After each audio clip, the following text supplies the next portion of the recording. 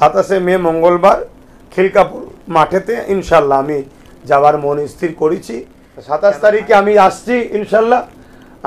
ওই এলাকা যারা কর্মী নেতৃত্ব আছে, ভালোবাসার মানুষ আছে, আপনারা সকলে খিলকাপুর মাঠে আসেন। কিছু কিছু জায়গা থেকে অনেক দিন ধরে রিকোয়েস্ট করছে, আমি তাদেরকে একটা কাজ দিয়েছিলাম, প্রতিটা গ্রাম লেভেলে তোমরা আহলে সুন্নাত ওয়াল জামাতের পক্ষ থেকে মানুষকে সজাগ করো এই ওয়াকফটা কি এবং কেন্দ্র সরকার কি করতে চাইছে, এটা নিয়ে তারা কর্মসূচি দীর্ঘ প্রায় দিন ধরে আজকে করে আসছে।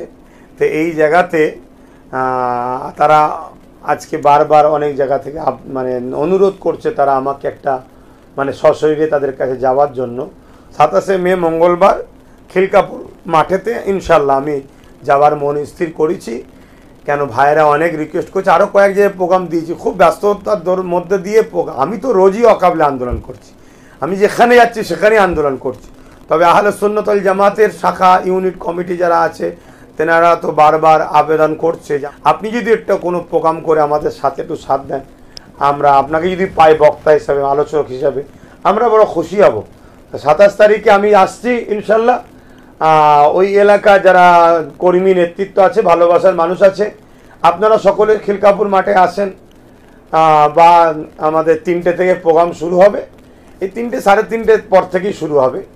সেই জায়গায় আমরা একত্রিত হব। আমরা আমাদের দেশের যে গণতান্ত্রিক দেশের সংবিধানের যে রাইট এবং কেন্দ্র সরকারের যে কালাকানুন তার বাতিলের দাবিতে, যেটা সুপ্রিম কোর্টে কেস চলছে, সংবিধান আমাদেরকে রাইট দিয়েছে, আমরা গঠনতন্ত্রভাবে আলোচনা করব এবং এর প্রতিবাদ জানাবো।